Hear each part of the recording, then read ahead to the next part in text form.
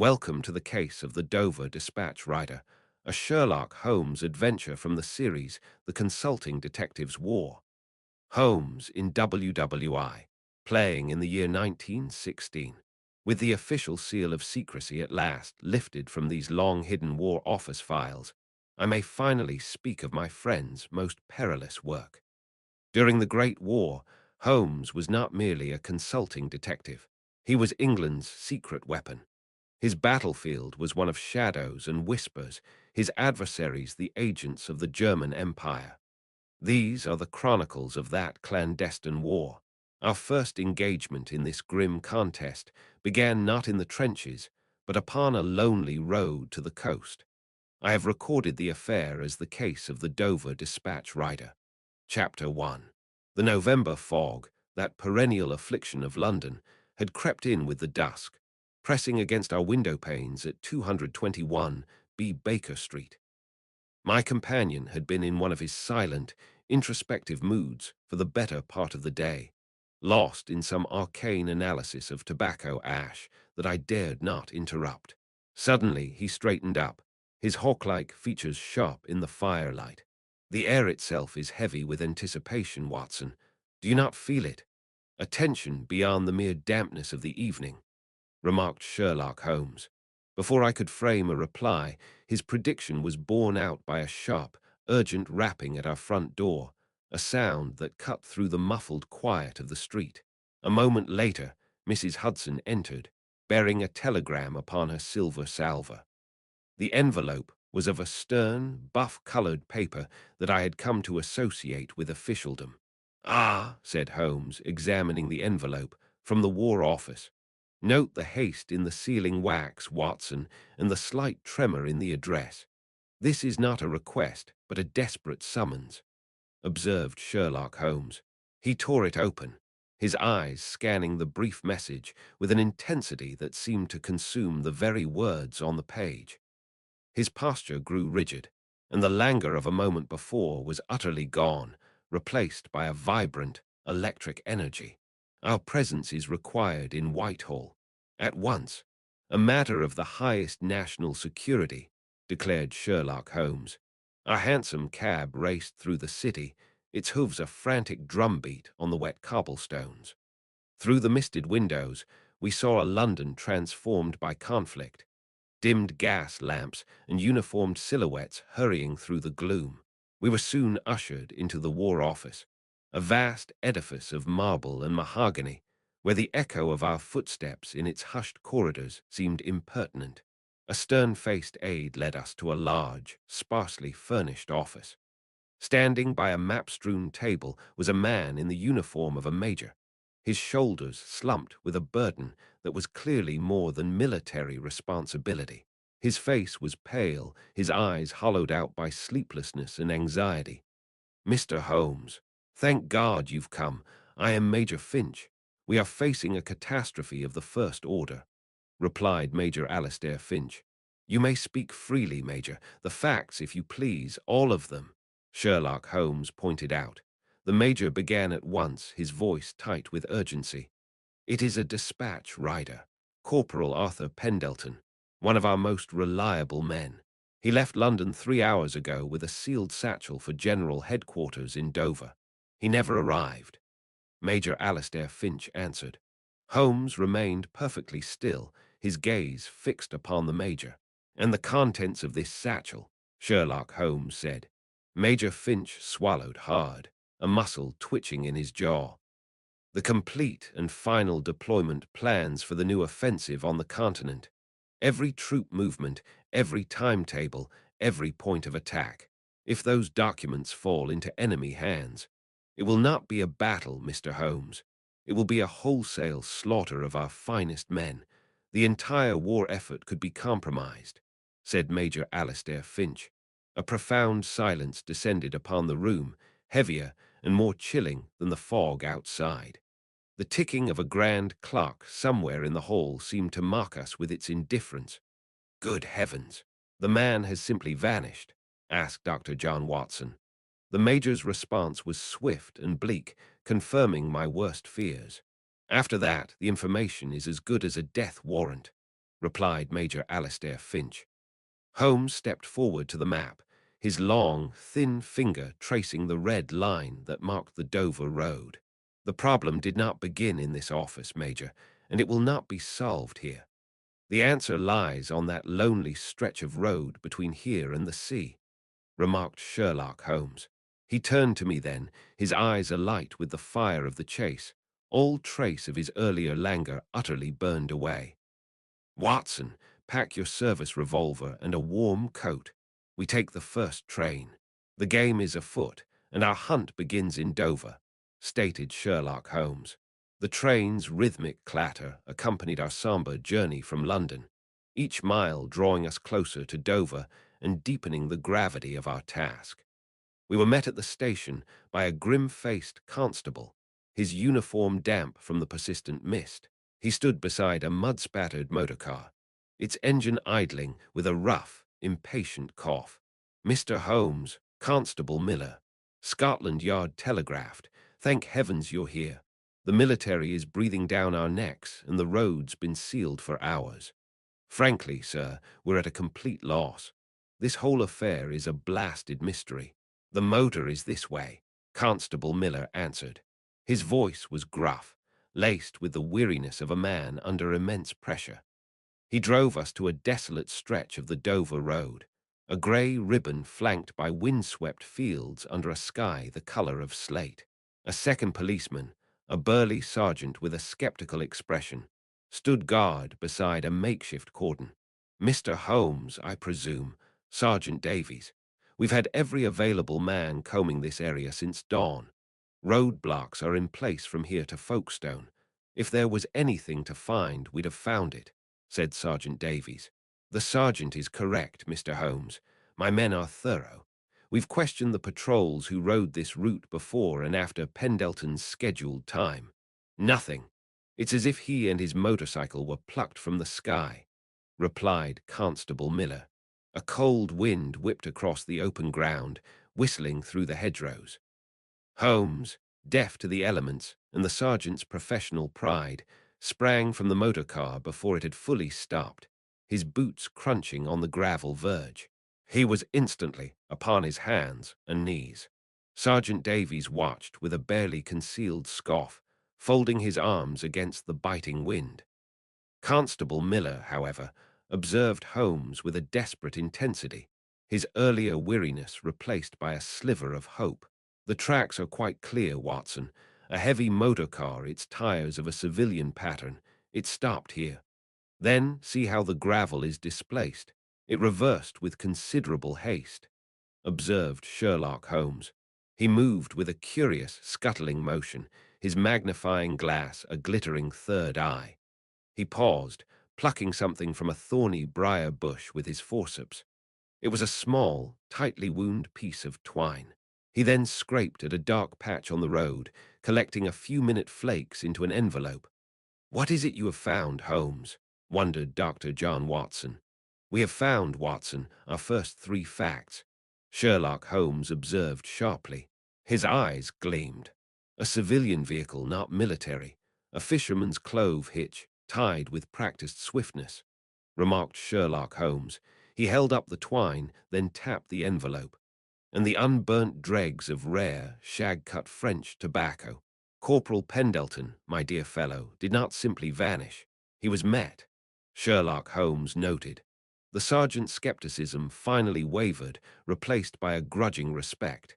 Miller simply nodded, his gaze fixed on the evidence in Holmes's hand. "Constable, we require a source of information within the port, an innkeeper perhaps, one with sharp eyes and a long memory," Sherlock Holmes noted. "That would be Silas Croft at the Seaman's Rest, sir, down by the quay. Not much happens in Dover that Croft doesn't hear about. He's a good man, but discreet. Mention my name, it might loosen his tongue," replied Constable Miller. Following the constable's advice, we made for Dover itself.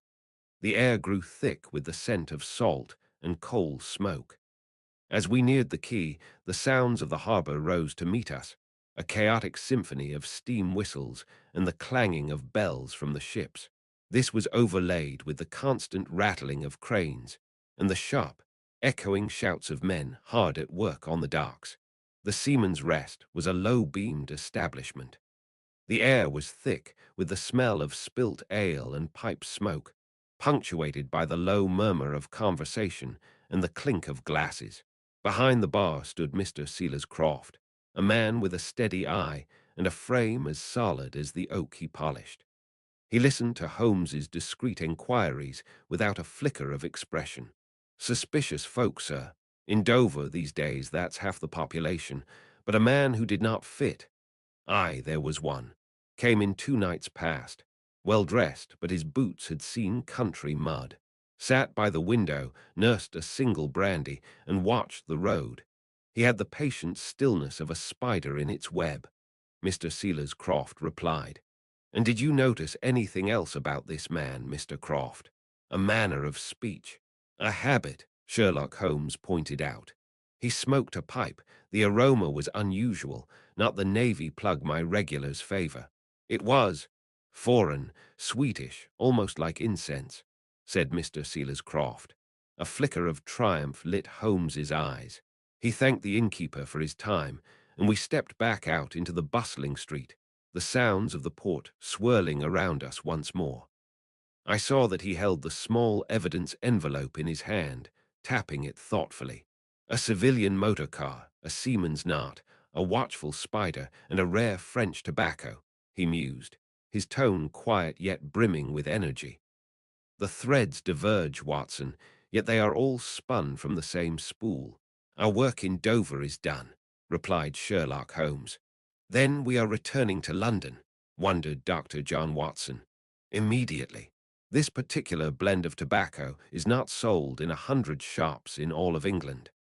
I know of but 3, and only one which caters to a continental taste. Our quarry has left us a breadcrumb, and it leads directly back to Baker Street, and thence to a very particular tobacconist.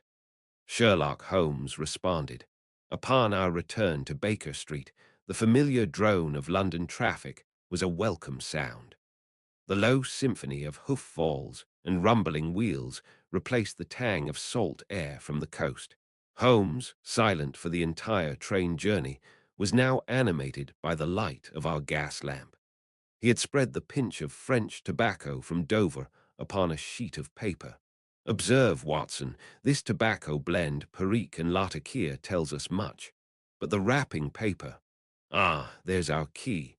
See the faint watermark. This comes from a very particular tobacconist. Continental clientele, primarily. 2 such shops in London, one in the Strand, far too conspicuous. Now our quarry favors the other, more discreet, tucked away off Cheapside. Sherlock Holmes observed sharply. An hour later, our hansom deposited us before a narrow shop. Its windows were tastefully unadorned, displaying only a few clay pipes. A small sign read, Blackwood's Fine Tobaccos.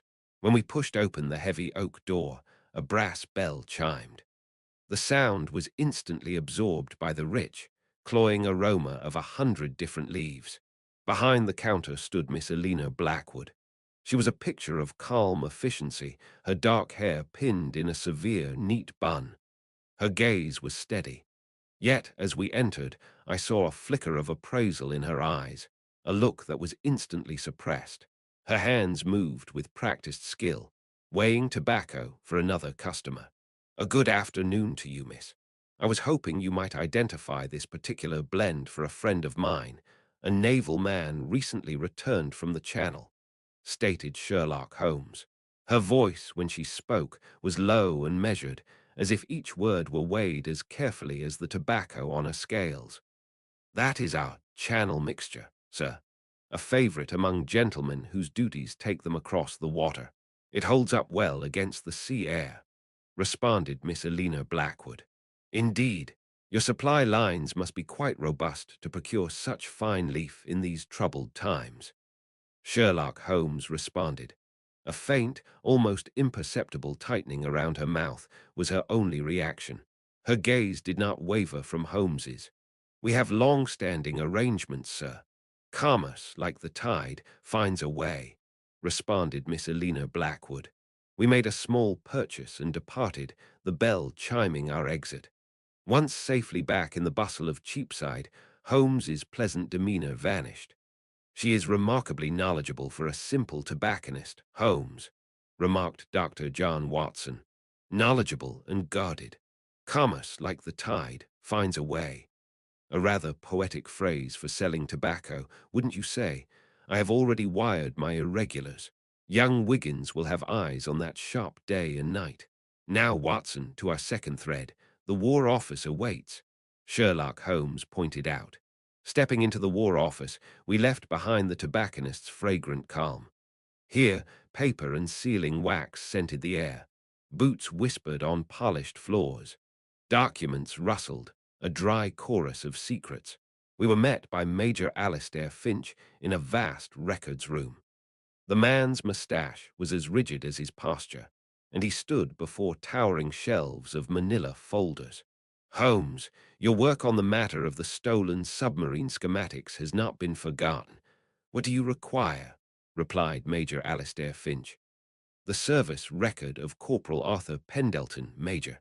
Every piece of correspondence, every commendation, and every reprimand," declared Sherlock Holmes. The file was produced. Holmes laid it on a large oak table. His long fingers flicked through the pages with incredible speed, ignoring commendations and conduct reports. His eyes scanned for something else entirely. Then he stopped. His finger pressed down on a single, grimly official document. "Here, Watson, here is the heart of the matter. Read this," Sherlock Holmes observed sharply. I took the page.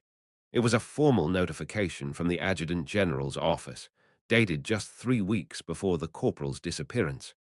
In cold, official language, it expressed the Crown's deepest regret.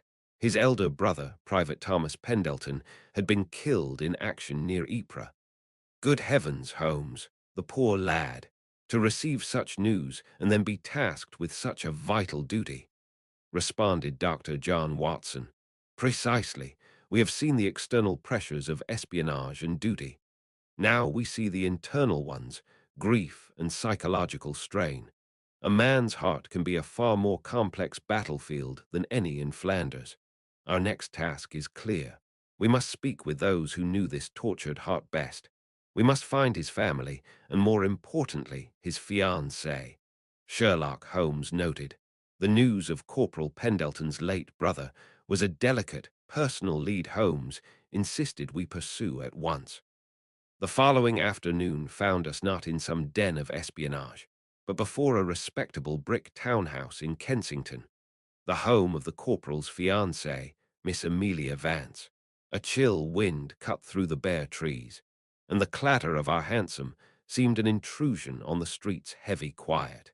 We were shown into a drawing-room that was impeccably kept, yet possessed a certain airless quality, as if the windows were never opened. The steady, metronomic tick of a grand mantel clock was the only sound. A stout, florid man with an air of proprietorial authority rose to greet us. This was Mr. Vance, the father. Beside him, pale and drawn, sat his daughter, her hands clasped tightly in her lap. "Mr. Vance, Miss Vance, I thank you for seeing us. My name is Sherlock Holmes, and this is my colleague, Dr. Watson. We are assisting the military in a matter of some urgency concerning Corporal Pendleton," Sherlock Holmes observed sharply. "So we were told. A matter of duty, I suppose," Mr. Vance said. His voice was a low rumble, laced with a bitterness that was impossible to miss. He did not ask us to sit.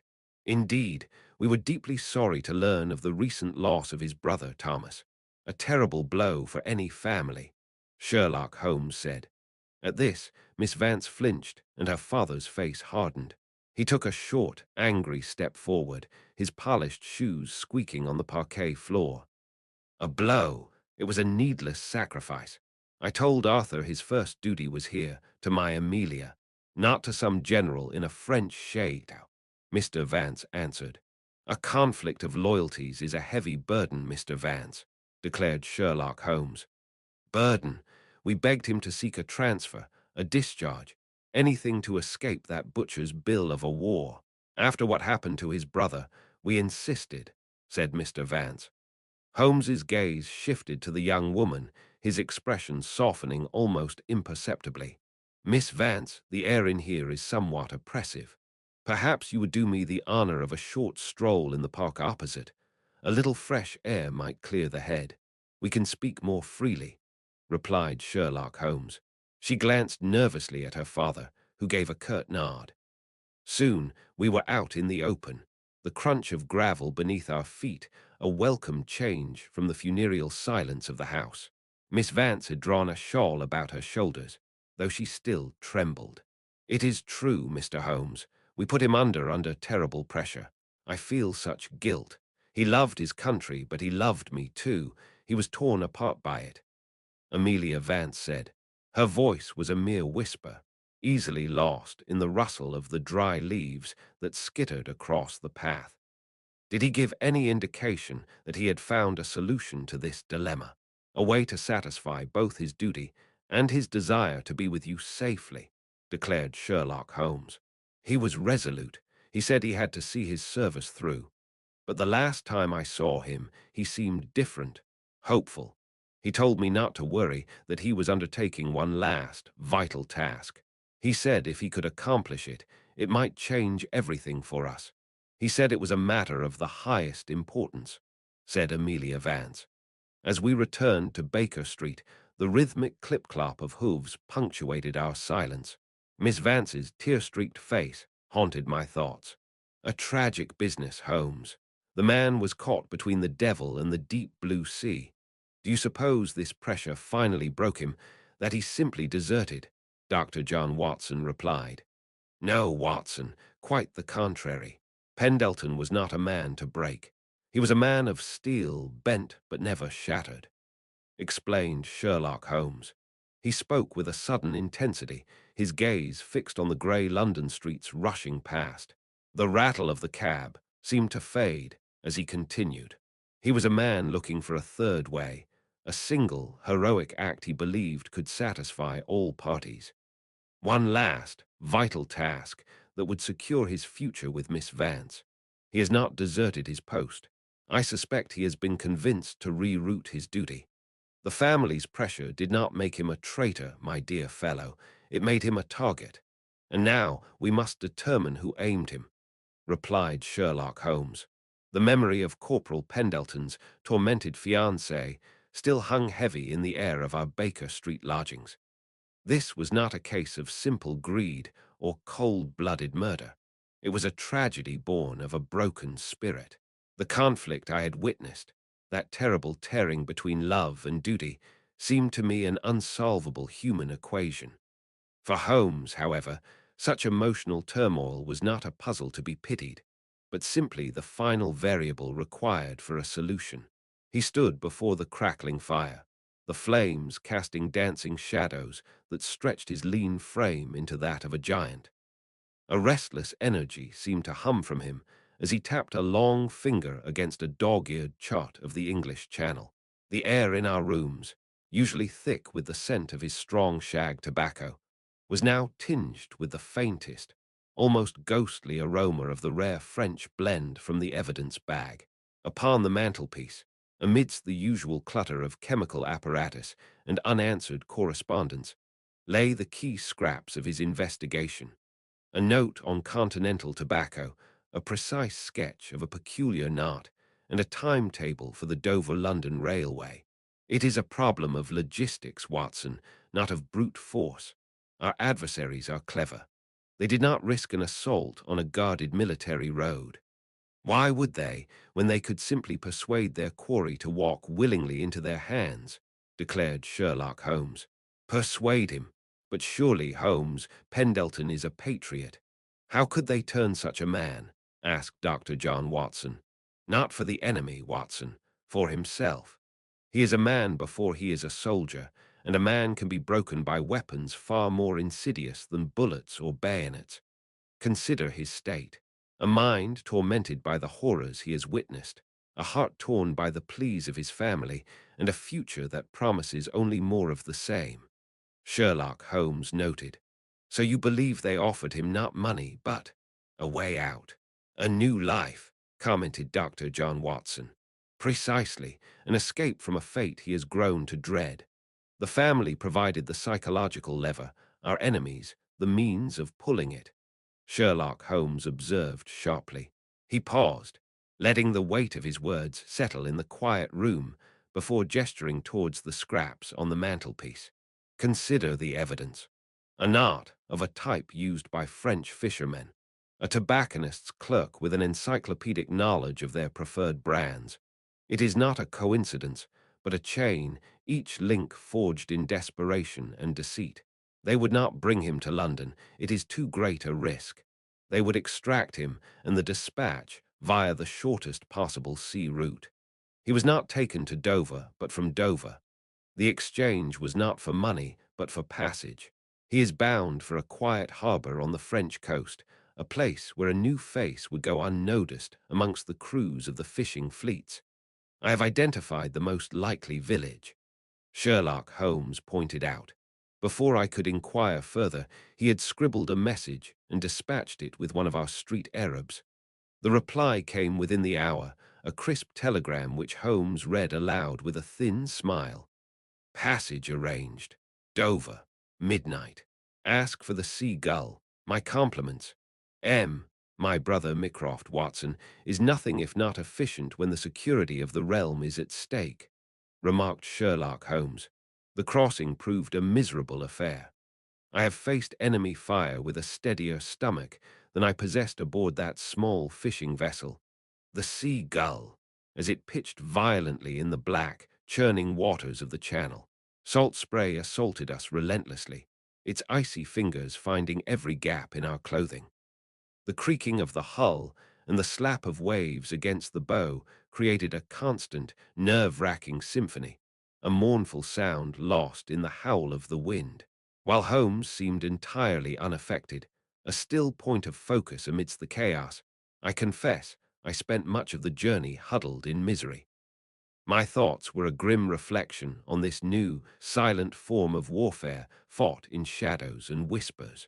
We landed before dawn in a place that seemed made of mist and stone, a small French fishing village huddled against the sea. The air was thick with the smell of brine, diesel, and drying nets, a scent both foreign and deeply ancient. The only sounds were the gentle lapping of water against the stone quay and the distant, lonely clang of a buoy. A figure detached itself from the shadows of a stone archway. It was a woman, cloaked and hooded, who approached with a steady, confident stride that seemed entirely at odds with the treacherous, wet cobblestones. My hand instinctively went to the pistol in my pocket. Monsieur Holmes, I am Yvette Dubois. Your brother sent word. You are expected, answered Mademoiselle Yvette Dubois. Her voice was low and clear, her English precise, a striking contrast to the gruff murmurs of the few fishermen who were beginning to stir along the waterfront. There was no tremor of fear in it, only a profound seriousness that commanded immediate respect. Mademoiselle, we seek a boat arriving from England. It carries a young British soldier and two handlers. Sherlock Holmes responded. Le Corbeau, the Crow. Its captain is a man named Moreau, and he has a reputation. He values gold above any flag and has long used the morning fog to cover his trade, be it in smuggled brandy or, as is the case tonight, in men. He believes this quay is safe, a place known only to his kind, far from the official port authorities. He will make landfall here to transfer his package to their continental associates. I suspect they are already waiting, watching from the village, said Mademoiselle Yvette Dubois.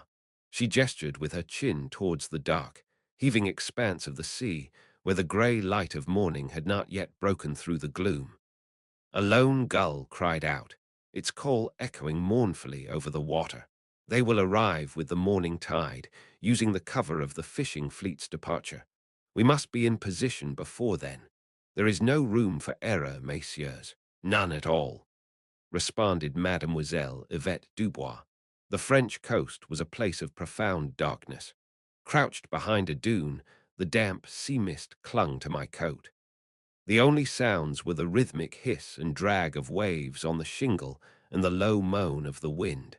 Beside me, Holmes was a statue of patient intensity, while our guide, Mademoiselle Dubois, betrayed her anxiety only by the rustle of her tightly clenched, gloved hands. But monsieur, this coast stretches for miles, all equally desolate. How can you be certain they will choose this spot? Remarked Yvette Dubois. Her whisper was barely audible above the surf, a thin thread of sound against the vast emptiness. Desolation is a smuggler's chief commodity, mademoiselle. But observe the currents. This inlet provides the only reliable shelter from the easterly drift for 3 miles. Furthermore, the particular knot which bound Corporal Pendelton's empty dispatch pouch is a variation of a fisherman's hitch used almost exclusively in this village. They will come here, explained Sherlock Holmes. A fisherman's knot. Yes, I have seen it. The old men in the village of Etaples, they use it for their lobster parts. They are a closed community suspicious of outsiders, Yvette Dubois answered. Precisely. A closed community is the perfect place to hide a conspiracy. Your local knowledge confirms my theory, mademoiselle. You have been an invaluable guide, Sherlock Holmes pointed out. I only hope it is enough, monsieur. These are not simple fishermen you are hunting, replied Yvette Dubois. His certainty was a comfort in the gloom. Time stretched endlessly. The tide's rhythmic shift and the bone-deep chill of the night air were our only companions. Then Holmes stiffened. I followed his gaze to the black water and saw it. A pinprick of light, shielded and intermittent, a signal from a lantern. A longboat materialized from the darkness, its muffled oars making a soft, pulling sound in the water. We heard the scrape and grind of its hull on the shingle. 2 figures disembarked and were met by 2 others from the dunes. Their words were lost to the wind, but we heard the faint murmur of hushed, guttural French. A small, dark object, the dispatch case, was passed between them. The man on the left, the taller one who took the case, I know of him. His name is Lebrun. He is no fisherman. He works the docks, but his true business is smuggling. People, information, anything for a price. Excellent, mademoiselle. A name gives us leverage. Now stay here. Watson and I will handle this, Sherlock Holmes responded. But I was already on my feet, my revolver a cold weight in my hand. Not a bit of it, Holmes. I am with you to the end, responded Dr. John Watson. Then go with God. Lebrun is ruthless, Yvette Dubois said. A flicker of a smile touched Holmes's lips. He gave a slight nod. The agents turned and moved inland. We gave them 100 yards before following, our own steps silent on the soft earth. Theirs, however, crunched audibly on the gravel path leading away from the sea, a clear track for us to follow into the darkness. We stalked them for what felt like a mile, guided by the crunch of their boots, until a faint yellow light appeared ahead. It came from a secluded cottage. Our quarry slipped through a gate. We heard the faint squeal of its rusty hinges, and then a heavy door creaked open and scraped shut. The world was plunged back into darkness, save for that single sliver of light. We have them, Holmes. They are trapped, responded Dr. John Watson. I spoke in a triumphant whisper, but Holmes laid a cautionary hand upon my arm. His profile was sharp and predatory against the faint starlight. They are cornered, Watson, which is an entirely different matter. Within that house lies a dispatch that can cost England thousands of lives. There is no time for the authorities. The work falls to us, and it must be concluded before that door opens again, observed Sherlock Holmes. Before us loomed the safe house, grim, stone-fronted, hunched against the channel's salt-laced wind. Its windows were dark. Silence, save for the crash of distant waves and the frantic beat of my own heart. Holmes raised a hand, his lean silhouette stark against the pre-dawn gloom. He bid me to silence as a loose shutter banged a lonely, unsettling rhythm against the stone. His voice was a low whisper, barely disturbing the air between us. Watson, observe. Ground floor, window left of the door. The clean sill, their point of entry and exit, observed Sherlock Holmes. He moved with a cat-like tread I struggled to emulate. From his coat, he produced a slender piece of steel and worked at the window latch. A faint click, as loud to my ears as a pistol shot, and it gave way. We slipped inside. The room smelled of stale cigar smoke, brine, and a faint chemical scent I recognized as photographic developer. From an adjoining room, we heard a low murmur of voices, one speaking guttural German. My hand found the service revolver in my pocket. Holmes gave a curt nod. With a sudden, violent kick, he sent the connecting door flying open. It slammed against the interior wall. A single oil lamp illuminated the scene. Two men, one heavyset, the other weaselly, bent over a table. Between them lay the Royal Engineers dispatch case. We were upon them before they could react. "The papers, Watson. Secure the papers," explained Sherlock Holmes. A brief, brutal struggle ensued. I grappled with the smaller man. Holmes, applying his esoteric martial arts, felled the larger with precision. Silence fell, broken only by the ragged gasps of our adversaries. My eyes were then drawn to a dark, damp corner.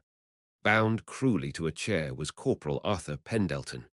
His uniform was torn, his own tunic fashioned into a crude gag. His wide, bloodshot eyes darted between us, a maelstrom of terror, confusion, and fragile, dawning hope. I rushed to his side and cut his bonds, pulling the gag from his mouth. He coughed violently, his breath coming in ragged sobs as he drank in the air. He rasped, his voice raw. "They ambushed me near Chatham, a farm cart. It seemed to have thrown a wheel. When I dismounted to help, that is all I recall until I awoke on a boat. They brought me here only last night," replied Corporal Arthur Pendelton. "You are safe now, my boy," I said, placing a reassuring hand upon his shoulder. "The ordeal is over," responded Dr. John Watson. Meanwhile, Holmes had already retrieved the dispatch case. He snapped it open, his long fingers rifling through the contents with practiced speed. He spoke without looking up, his tone one of grim satisfaction. "Untouched. They were photographing them. A clever scheme. Photographs are less bulky than documents, easier to smuggle. They plan to leave the originals here to be discovered, thereby casting suspicion upon the corporal," Sherlock Holmes said. "The entire operation," he continued, gesturing with his chin towards the camera apparatus on a nearby stand, "was designed not merely to steal our intelligence, but to discredit a loyal soldier and sow confusion within our ranks. A most efficient piece of villainy," replied Sherlock Holmes. The young corporal pushed himself straighter in the chair, his voice gaining a sliver of its military resolve. "The dispatches, Mr. Holmes, are they truly safe?" "The Major's orders," Corporal Arthur Pendelton answered.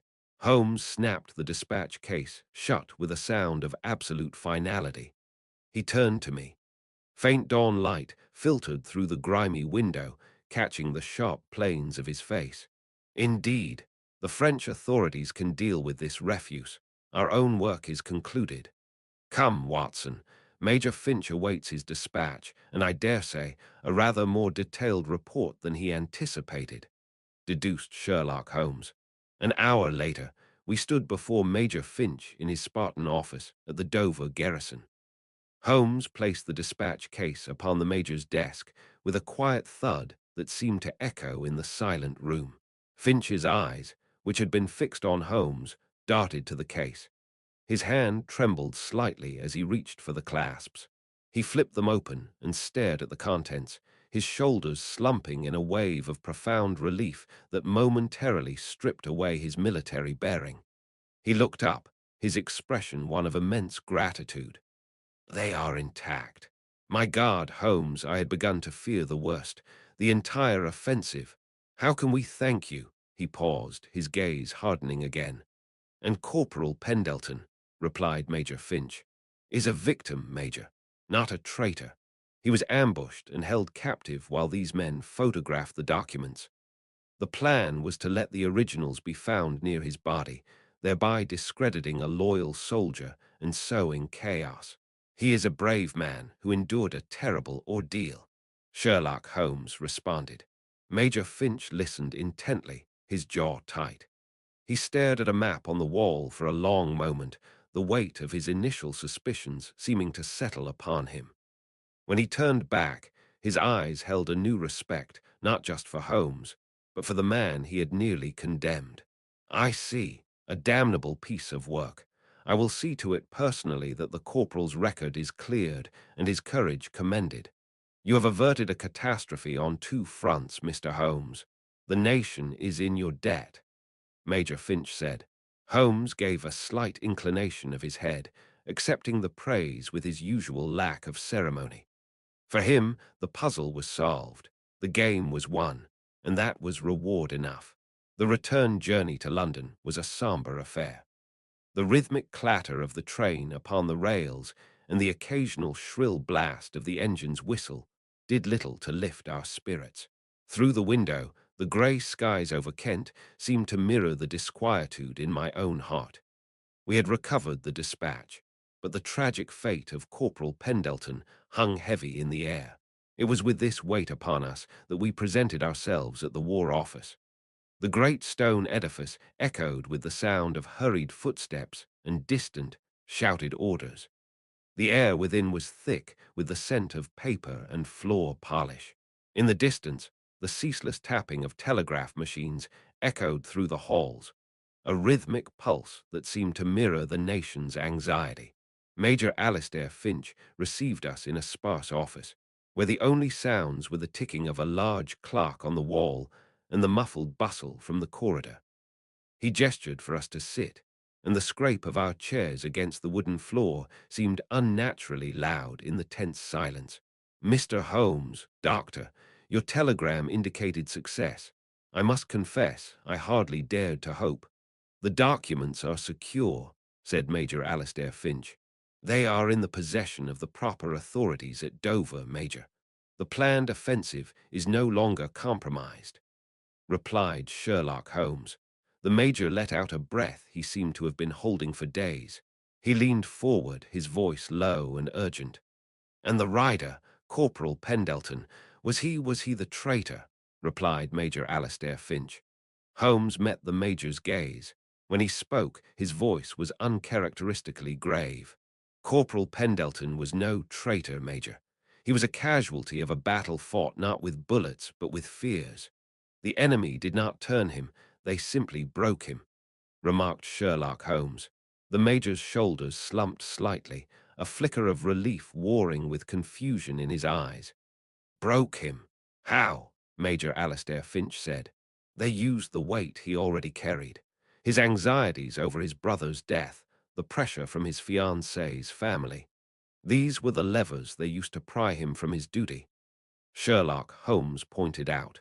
The Major shook his head slowly, the pieces clicking into place behind his tired eyes. The ticking of the clock on the wall seemed to count out the seconds of his realization.